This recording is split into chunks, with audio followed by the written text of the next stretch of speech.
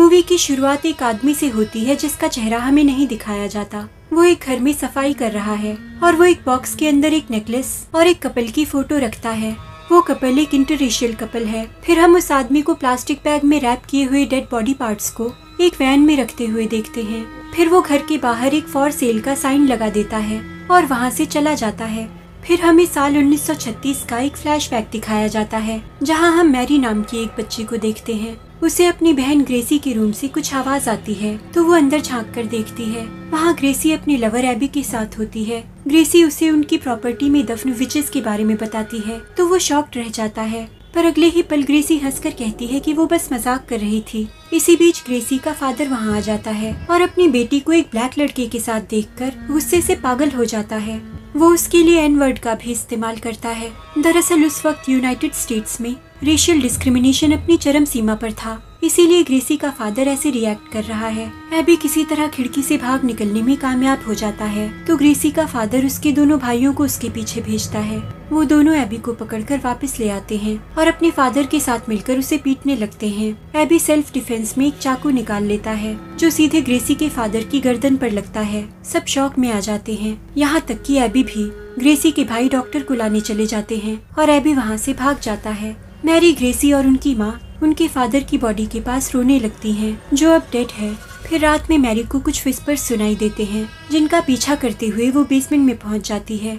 वहां उसे वही बॉक्स और नेकलेस मिलता है जो हमने मूवी की शुरुआत में देखा था। मैरी उस नेकलेस को पहन लेती है और ऐसा लगता है जैसे उसे किसी डिमोनिक प्रेजेंस ने जकड़ लिया है। इधर ग्रेसी की नींद खुलती है और वो मैरी को बिस्तर में ना पाकर उसे ढूंढने लगती है। वो भी बेसमेंट में पहुंच जाती है। जब वो मैरी को पुकारती है तो मैरी के चेहरे पर एक क्रीपी सी स्माइल आ जाती है और सीन यहीं कट हो जाता है।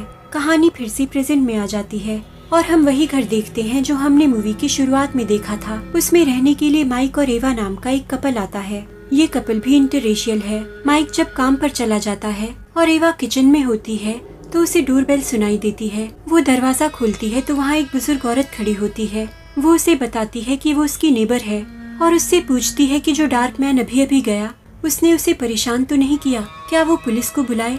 तो एवा कहती है कि नहीं, वो तो उसका हस्बैंड है। फिर वो बुजुर्ग औरत खुद को इंट्रोड्यूस करती है और अपना नाम डेविस बताती है। वो कहती है कि वो खुद का एक ज्वेलरी स्टोर चलाती है और उसके लिए एक छोटा सा गिफ्ट लाई है। एवा वो गिफ्ट एक्सेप्ट कर लेती है ताकि उसे बुरा न लगे। जब माइक घर लौटता है तो उस गिफ्ट बॉक्स को देखकर उसे हैरानी होती है कि ऐसे कैसे बिना मतलब की कोई किसी को कुछ देगा, और उसे वो नेकलेस देखकर अजीब फीलिंग भी होती है। पर एवा उसकी बातों को सीरियसली नहीं लेती। अगले दिन जब माइक ऑफिस चला जाता है तो एवा उस नेकलेस को बॉक्स से निकालती है। वो उसकी तरफ एक अजीब सा अट्रैक्शन महसूस करती है और उसे पहन लेती है।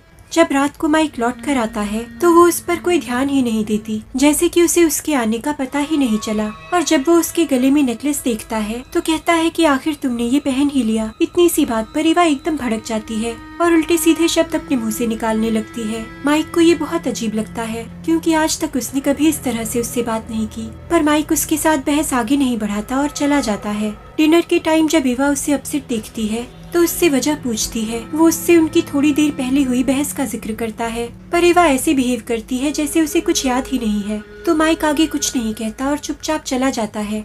रात में उसे कुछ आवाज आती है और उसका पीछा करते हुए जब वो एक रूम में पहुंचता है तो खुद की भयानक शक्ल देखता है और अगले ही पल वो नींद से जाग जाता है क्योंकि वो बस एक सपना था। तभी उसकी नजर खिड़की के पास खड़ी एवा पर पड़ती है। वो जैसे होश में नहीं है। वो उसका नेकलेस उतार लेता है तो ऐसा लगता है जैसे वो किसी ब्लैक आउट से बाहर आई हो। वो उसे बिस्तर में सुलाकर उस नेकलेस को वापस उसी बॉक्स में रख देता है। अगले दिन डेविस फिर एवा से मिलने आती है और उसे अपने घर आने का इन्विटेशन देती है, पर एवा उसे ये कहकर टाल देती है कि वो अगली बार आएगी। तभी माइक भी वहाँ आ जाता है। वो डेविस को ग्रीट करता है पर वो जाते जाते माइक के लिए एन वर्ड का इस्तेमाल करती है। माइक को ये बात बहुत बुरी लगती है। वो जाके उसके दिए नेकलेस को बॉक्स से निकालता है और उसे उठाकर बाहर यार्ड में फेंक देता है। उधर एवा, जिसे अपनी तबीयत कुछ दिनों से ठीक नहीं लग रही, डॉक्टर के पास जाती है तो उसे पता चलता है कि वो प्रेग्नेंट है। वो बहुत खुश होती है और जब वो माइक को ये बात बताती है तो वो भी बहुत खुश होता है।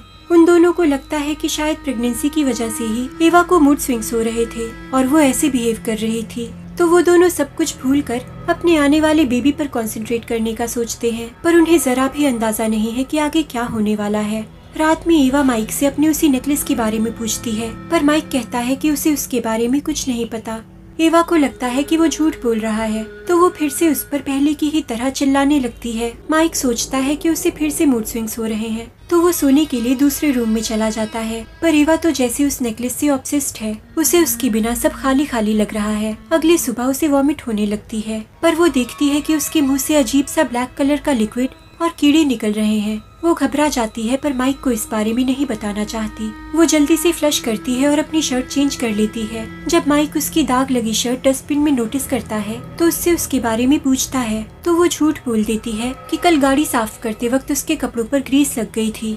रात को सोते वक्त एवा को ऐसा लगता है जैसे वो नेकलेस उसे अपनी ओर बुला रहा है, और वो एक अजीब आवाज का पीछा करते हुए यार्ड में पहुंच जाती है, जहां माइक ने वो नेकलेस फेंक दिया था। उधर किसी अजीब सी आहट से माइक की आंख खुल जाती है, तो एवा को बेड में ना पाकर वो उसे ढूंढने लगता है। इस बार वो उसे फिर से वैसी ही ब्लैक आउट वाली हालत में पाता है। वो उसे होश में लाने की कोशिश करता है, पर वो नहीं आती। वो उसके गले में नेकलेस देखता है और उसे निकाल देता है, तो एवा डरावने तरीके से चिल्लाती है जैसे उस पर कोई डिमोनिक प्रेजेंस हो, और फिर वो बेहोश हो जाती है। और फिर वो अगले ही पल होश में आ जाती है। माइक अब उस घर में एक पल भी और रुकना नहीं चाहता। वो एवा को एक जगह बैठने को कहकर सामान पैक करने लगता है, पर वो जैसे ही उसे गाड़ी में रखकर वापस आता है, एवा अपनी जगह पर नहीं होती। वो उसे ढूंढने लगता है, तो उसकी नजर उस बॉक्स पर पड़ती है जिसमें वो नेकलेस रखा था। उस बॉक्स के कपड़े के पीछे उसे कुछ फोटोज मिलती हैं, और वो सभी इंटररेशियल कपल्स की हैं। अब माइक का शक और गहरा हो जाता है। उस बुजुर्ग औरत की उसके स्किन कलर को लेकर नफरत, और अब इतने सारे उसी के जैसे कपल्स की फोटोज इस ओर इशारा कर रहे हैं कि वो और एवा खतरे में है। वो फिर से एवा को ढूंढने लगता है और एक अंधेरे कमरे में पहुंचता है, जहां उसे एवा दिखती है, पर अब उस पर वो डिमोनिक प्रेजेंस पूरी तरह हावी हो चुकी है। उसकी शक्ल भी पूरी तरह बदल चुकी है और बहुत ज्यादा डरावनी हो चुकी है। माइक वहाँ से भागने की कोशिश करता है, पर दरवाजा लॉक्ड है। इसी बीच एवा माइक पर हमला कर देती है और उसकी गर्दन पकड़ लेती है। माइक अपने आप को बचाने के लिए एवा की गर्दन में पास ही पड़ी हुई एक नुकीली कील घुसा देता है। एवा दर्द से चिल्लाने लगती है, पर वो माइक को छोड़ती नहीं और अपने दांत उसकी गर्दन में घुसाकर उसे मार डालती है, और फिर एवा की भी वहीं डेथ हो जाती है। फिर हम उस बुजुर्ग औरत डेविस का घर देखते हैं, जिसके यहाँ बहुत सारे इंटररेशियल कपल्स की फोटोज फ्रेम करके रखी हुई हैं, और अब उनमें से एक फोटो माइक और एवा की भी है। फिर वो एक फैमिली फोटो को देखती है, और ये उसी मैरी नाम की लड़की की फैमिली की फोटो है, जो हमें 1936 के समय में दिखाई गई थी, यानी कि मैरी डेविस से रिलेटेड है। फिर हमें फ्लैशबैक में मैरी की बहन ग्रेसी और बाकी फैमिली मेंबर्स की लाशें दिखाई जाती हैं। मैरी ने अपनी पूरी फैमिली को उस रात मार दिया था, और उसे भी उसी डिमोनिक प्रेजेंस ने पोसेस किया था जिसने एवा को किया था, क्योंकि हम उन दोनों की शक्लों में सिमिलैरिटीज देख सकते हैं। ग्रेसी की गर्दन भी उसी तरह जख्मी है जैसे माइक की थी, और फ्लैशबैक यहीं खत्म हो जाता है। फिर हम देखते हैं कि डेविस कुछ सेल अग्रीमेंट फॉर्म्स देख रही है, और एक कपल जो फिर से एक इंटररेशियल कपल है, उसके फॉर्म को शॉर्टलिस्ट करके वो एक फोन लगाती है और कहती है कि मुझे अगला शिकार मिल गया है। फिर हम उसी आदमी को देखते हैं जो मूवी की शुरुआत में उस घर की सफाई कर रहा था, और वो फिर से उस घर में उसी पहले वाले सीन की तरह सफाई करने लगता है। वो माइक और एवा की फोटो को बाकी इंटररेशियल कपल्स की फोटोज के साथ वापस उसी बॉक्स में रख देता है, और उस नेकलेस को भी वापस बॉक्स में रख देता है। वो माइक और एवा की लाशों को पॉलीथीन में रैप करके अपनी वैन में डाल देता है, और फिर से उस घर पर फॉर सेल का साइन लगा देता है। अगले सीन में वही इंटररेशियल कपल जिसे डेविस ने शॉर्टलिस्ट किया था उस घर को देखने आता है, और उन्हें वो बहुत पसंद भी आता है। फिर हम उस शख्स को देखते हैं जो उस प्रॉपर्टी को बेचने वाला है। वो कपल उससे पूछता है कि ये घर ऑलमोस्ट पिछले महीने ही सेल पर था और अब फिर से सेल पर है, इतनी जल्दी क्यों? तो वो जवाब देता है कि हस्बैंड को जॉब प्रमोशन मिल गई, जिस सिलसिले में उन्हें दूसरे शहर शिफ्ट होना पड़ा। पर हम साफ साफ उसकी शक्ल पर देख सकते हैं कि वो झूठ बोल रहा है, पर वो कपल उसके झूठ को सच मान लेता है और घर खरीदने को राजी हो जाता है, इस बात से बेखबर कि वो कितनी बड़ी मुसीबत में पड़ने वाले हैं। जब वो कागजात साइन करने लगते हैं तो ओनर के नाम पर मैरी एन डेविस नाम देखते हैं और पूछते हैं कि ये कौन है, क्योंकि उन्हें लगा था कि वो आदमी ही प्रॉपर्टी ओनर है। पर वो बताता है कि मैरी एन डेविस उसकी मॉम है और ये पूरी प्रॉपर्टी उन्हीं की है, यानी कि डेविस ही वो छोटी बच्ची मैरी है जिसे हमने 1936 के समय में देखा था, यानी कि ग्रेसी की बहन।